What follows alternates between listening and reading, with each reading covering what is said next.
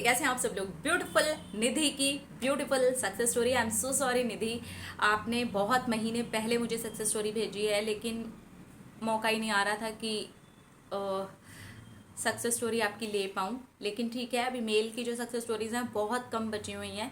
मैंने अक्टूबर में भी सोचा कि मैं इंस्टाग्राम की सक्सेस स्टोरीज़ जो हैं उन्हें पिक कर लूँ, लेकिन मैं नहीं कर पाई हूँ। अब तो नवंबर आ गया है, लेकिन ठीक है, अभी मेल की जो सक्सेस स्टोरीज़ हैं थोड़ी सी बची हैं, बस वो ख़त्म ही होने वाली होंगी। तो आज है निधि की सक्सेस स्टोरी। इन्होंने लिखा है, मेरी जिनसे इंगेजमेंट हुई थी उन्होंने 3 महीने की इंगेजमेंट के बाद में रिश्ता तोड़ने के लिए कह दिया था। प्रॉब्लम इन लॉज को हो रहा था। उन्होंने कहा कि उनको कोई दूसरी अच्छी लड़की मिल गई है और वो वहाँ पर शादी करना चाहते हैं। अब ये अरेंज मैरिज तो थी ही, लेकिन इसमें लव भी हो गया था, क्योंकि मेरे मंगेतर से मुझे प्यार होने लगा था और उनको भी मुझसे प्यार होने लगा था। वो भी इस एंगेजमेंट को तोड़ना नहीं चाहते थे, लेकिन पेरेंट्स का बहुत ज़्यादा प्रेशर था। तो मेरे पेरेंट्स ने भी बोल दिया ठीक है, अगर उनको कोई अच्छी लड़की मिल जाती है तो जाएं, हम भी पीछे नहीं पड़ने वाले हैं। लेकिन मेरा मन बहुत ज़्यादा ही दुखी हो गया था। फिर मैंने उनकी मम्मी से बात की। उनकी मम्मी ने मुझसे बहुत प्यार से बात की और उन्होंने कहा कि नहीं, हम जैसी बहू चाहते थे वैसी लड़की हमें मिल गई है, हम तुम्हें दुख नहीं देना चाहते, लेकिन हम तुम्हारी फैमिली में रिश्ता नहीं कर सकते हैं। फिर मैंने अपनी सासू माँ को लव वाइब्रेशन भेजनी शुरू की। मैं रोज़ अपनी सासू माँ को लव वाइब्रेशन भेजती। फिर उसके बाद में मैं अपने फादर इन लॉ को भी लव वाइब्रेशन भेजती।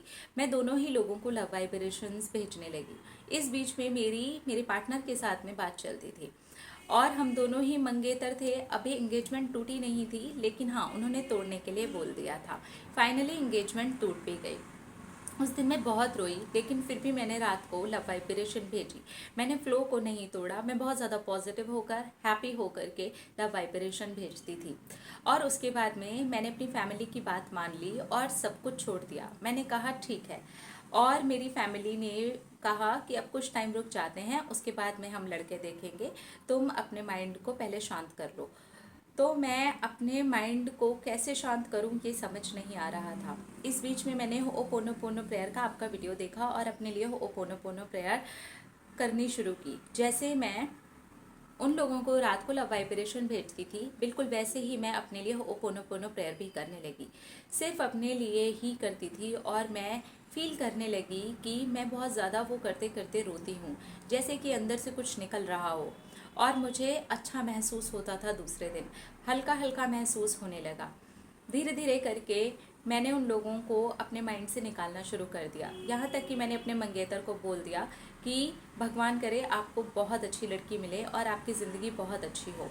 उसके बाद मैंने उनका नंबर ब्लॉक कर दिया और कभी भी बात नहीं की। बाद में जब पूरे 6 महीने निकल गए और मेरी फैमिली ने भी लड़के देखने शुरू कर दिए, मैं मेंटली थोड़ा बहुत शिफ्ट कर चुकी थी अपने आप को। अब मेरा ध्यान उनकी फैमिली की तरफ नहीं जाता था। तब उनके पेरेंट्स का कॉल आया और उन्होंने कहा कि हम आपकी बेटी से ही शादी करना चाहते हैं। यहाँ तक कि उन्होंने माफ़ी भी मांगी। मेरे से मेरी सासू माँ ने बात भी की और उन्होंने कहा नहीं, मेरी सोच गलत थी, तुमसे अच्छी लड़की नहीं मिल सकती है। और मैं उस चीज़ के लिए बहुत ज़्यादा शर्मिंदा हूँ। दूसरी लड़की और फैमिली हमारे पास में आई हुई थी और हमें थोड़ा अच्छा लगा था, इसलिए हमने आपके साथ में इंगेजमेंट तोड़ी थी, लेकिन हम नहीं करना चाहते वो।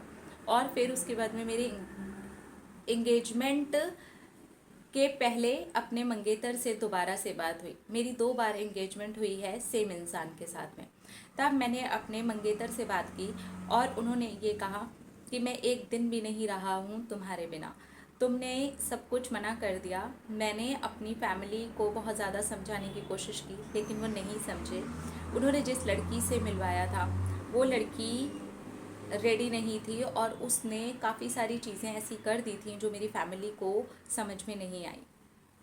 फिर उनको समझ में आया कि तुम ही उनके लिए बेस्ट हो और तुम मेरे लिए भी बेस्ट हो, तो मैं भी तुमसे सॉरी बोलना चाहता हूँ। उनके पेरेंट्स ने बहुत सॉरी बोली।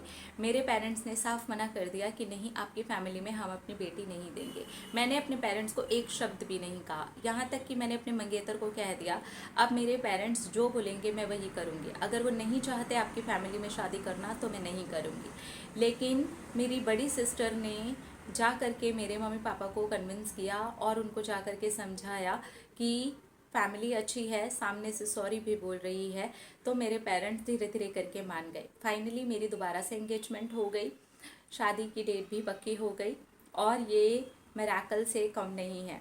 I am happy, I am grateful कि इस तरीके से चीज़ें हुई हैं। अब जब वो दोबारा लोग आए हैं तो बहुत ज़्यादा अच्छे और सुधर करके आए हैं।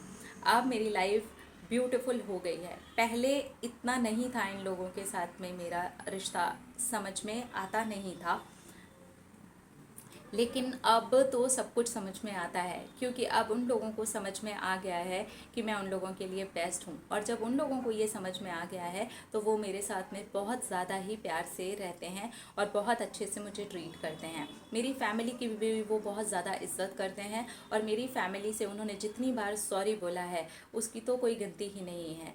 यानी कि एक अच्छी फैमिली है, ये मेरी बड़ी दीदी ने भी कहा। और उन्होंने कहा कि इतना ज़्यादा सॉरी बोल रहे हैं, इतना ज़्यादा अपोलोजाइज़ कर रहे हैं, दैट मीन्स उनको कहीं ना कहीं रेग्रेट है। कोई बात नहीं। और उसके बाद ये रिश्ता वापस से जुड़ गया और सारी चीज़ें बहुत ही ज़्यादा स्मूथ हो गई। Thank you so much the, thank you everything, thank you for everything, thank you universe, thank you so much law of attraction, thank you. Love vibrations की तो मैं जितनी बात करूँ उतनी कम है, क्योंकि लव वाइब्रेशंस की इतनी सारी सक्सेस स्टोरीज आ चुकी हैं। देखिए, जो लव वाइब्रेशंस होती है ना, वो थोड़ा हीलिंग के लिए होती हैं। और इन्होंने जिस तरीके से भेजी, यानी कि पेन में भी रहे लेकिन फिर भी अपने आप को पॉजिटिव करके उस एनर्जी के साथ में रिश्ता सही किया, तो वो रिश्ता सही हुआ। थोड़ा टाइम लगा, 6 महीने का गैप, उसमें पूरी तरह से लेट गो, मतलब ऐसा लेट गो कि ठीक है कोई बात नहीं, तुम खुश रहो, तुमको कोई अच्छी लड़की मिल जाए। कहाँ होता है इतना बड़ा जिगरा, लेकिन इतना बड़ा जिगरा इन्होंने दिखाया, इसीलिए भगवान ने और बड़ा जिगरा दिखाया। भगवान ने कहा लो तो कंग्रेचुलेशंस निधि।